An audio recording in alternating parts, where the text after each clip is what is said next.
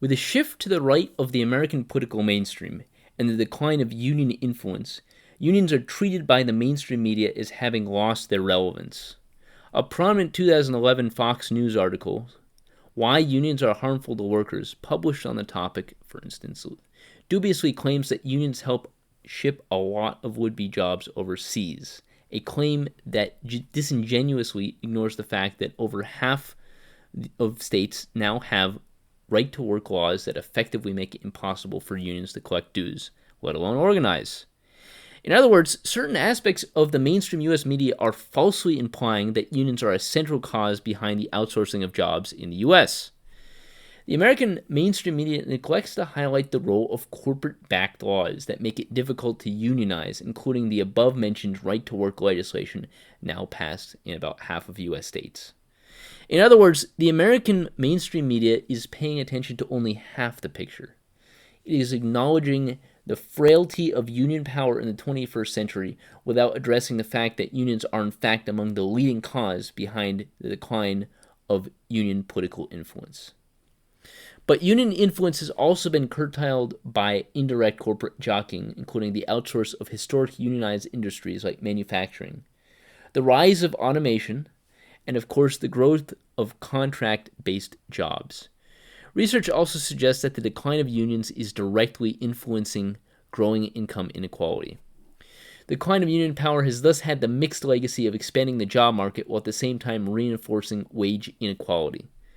In other words, the job market in the U.S. has never been so good, but many of these jobs are low-skilled and pay very poorly. To fill in the gap caused by declining union power, well-intentioned progressive politicians have attempted somewhat successfully to push for higher minimum wages in an attempt to help workers who have otherwise lost their chief vehicle to lobby their employers for better pay. Minimum wage increases aside, however, it is unlikely that union-mandated legislation will prove an effective salve for the continued decline of union influence.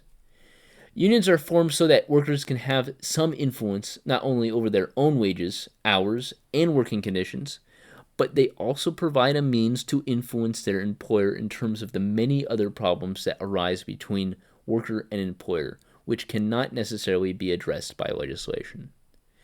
Unions not only set educational standards, skill levels, wages, but they also establish better working conditions, as well as providing for wages and benefits generally superior to that which non-union workers receive.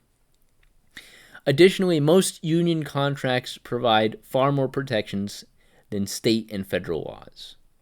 For instance, in most states, there is no legal right for workers to take a break. Unions also protect workers from being fired at will when an employer exercises employment at will, under which terms non-union workers could be fired without justification. Furthermore, unions are able to exercise political influence, their most important contribution to society as a whole. Given that their own political lobbying not only brings about positive changes like better working conditions for all workers, but also counterbalances corporate power, which by its very nature values its own profit margins over the quality of life of its employees.